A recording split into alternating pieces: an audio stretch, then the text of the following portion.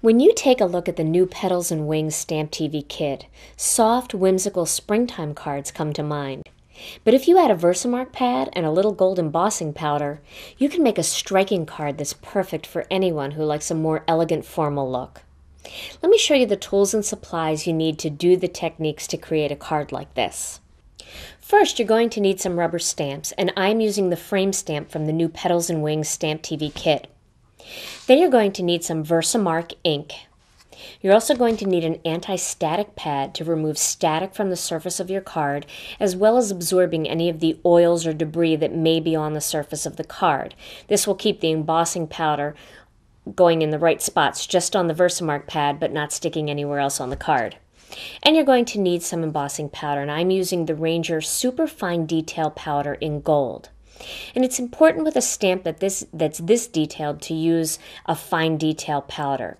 The thicker powders will just bubble up and you won't be able to see any of the detail in the stamp. Then I'm going to do this using some black onyx cardstock. This is the Gina K Designs Pure Luxury Black Onyx. So to begin, I'm going to rub the anti-static pad over the surface of the cardstock. And some people say that once you use an anti-static pad over the black cardstock or the darker cardstocks that it leaves a little bit of a film. If that really bothers you, take one of those Swiffer dusters and just rub it over your finished card, and that will remove any of the excess powder. Okay, so now I'm going to ink up this stamp, but I'm going to ink it up on its back because this is a huge block and it is a bigger stamp, and I want to make sure that I get full coverage. Sometimes when you're stamping the opposite way with the stamp, with the cardstock down and the stamp turned over, it's hard to make sure that every little bit of the stamp touches the paper. But if you do it this way, it's a lot easier. So you can see I'm inking this up really well with the Versamark pad. And now I'm going to lay this piece of cardstock face down onto the stamp, and I'm going to gently rub all over the surface of that cardstock, making sure that it touches the frame stamp everywhere. And that will make sure that we get a nice even coat of Versamark all over the entire piece of cardstock without having any shallow spots. You can kind of feel when you're at the perimeter of the stamp. Okay. So I know it's kind of hard to see that. You might be able to see that a little bit, that watermark. That's what's left behind. Now I'm going to use a piece of scratch paper here, and I'm going to dump my gold embossing powder on top of all of that nice Versamark ink. And you can see now I have gold all over that stamped area. Just want to make sure there's no excess on there before I emboss. I'm going to put that away. Okay. So now my next step is to emboss that using a heat tool. I'm going to use my Marvy heat tool. And you'll see how nice and shiny this gets once the heat tool hits it. And the detail will come out a little bit better once it starts to heat up. It's going to look very antiqued, and I really like that look for this type of card. Can you see that shine just starting? It's so pretty. You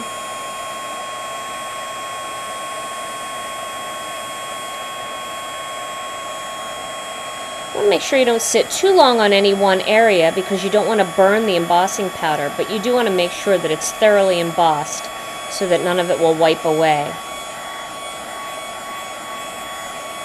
And there we go. Now you can fill your card in with a greeting here or with another stamp, or you can do what I'm going to do when I show you my finished project, and that's going to be to emboss a butterfly and then pop it up on the surface of the frame.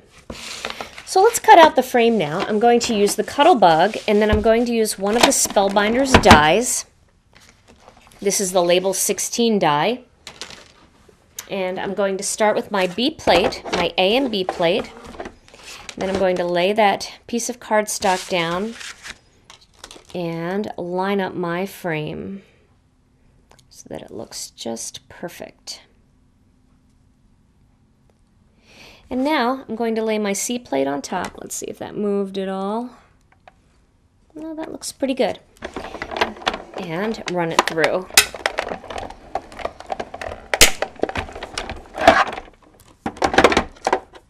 Now I'm so used to doing this type of thing on white cardstock that black frame around the outside is so striking. Isn't that just beautiful?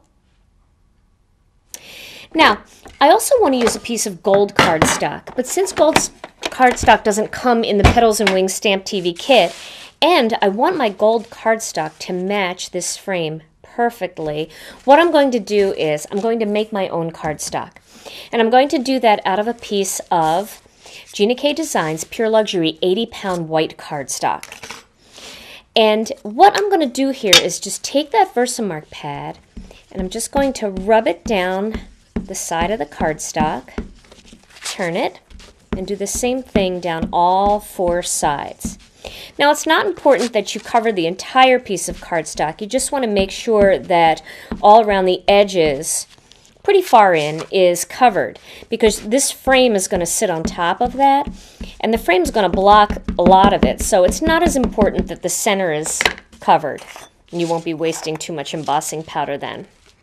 And now I'm going to sprinkle that embossing powder around those four edges, just like that. And just check it there. Now, I'm going to hold it carefully in the center here, and if there's any little edges that need to be touched up, you can just dip them back in the powder. I'm going to hold it carefully in the center, and I'm going to emboss, holding the heat gun a little bit away from myself so I don't burn my finger. And I'm just going to heat up all of that embossing powder until that gold gets nice and shiny. Kind of doing one corner at a time. You see that? I'm going to switch sides here and do this other area, and then do in between. Now that's looking pretty good. I'm going to give that just a second to cool off, because then I'll be able to hold it right on that area and finish embossing the rest of the areas. But you don't want to touch it while it's still wet, because you'll leave a gold fingerprint in there.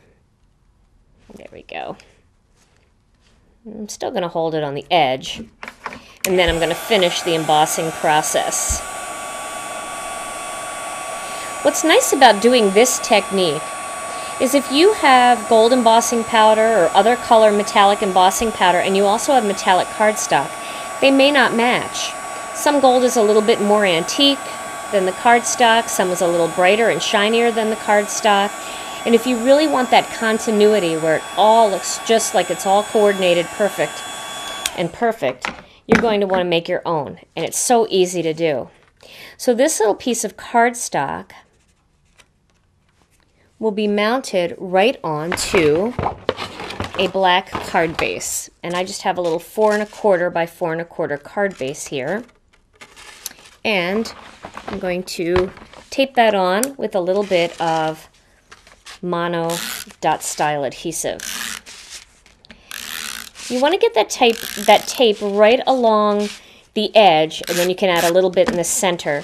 You want to make sure the edges stay down, because once you emboss cardstock, it can bend a little bit. So we're going to put that right in the center there. Let's see how pretty that looks. And then this frame will go right over it, and you can decorate the inside of that frame. Let me show you my finished card project.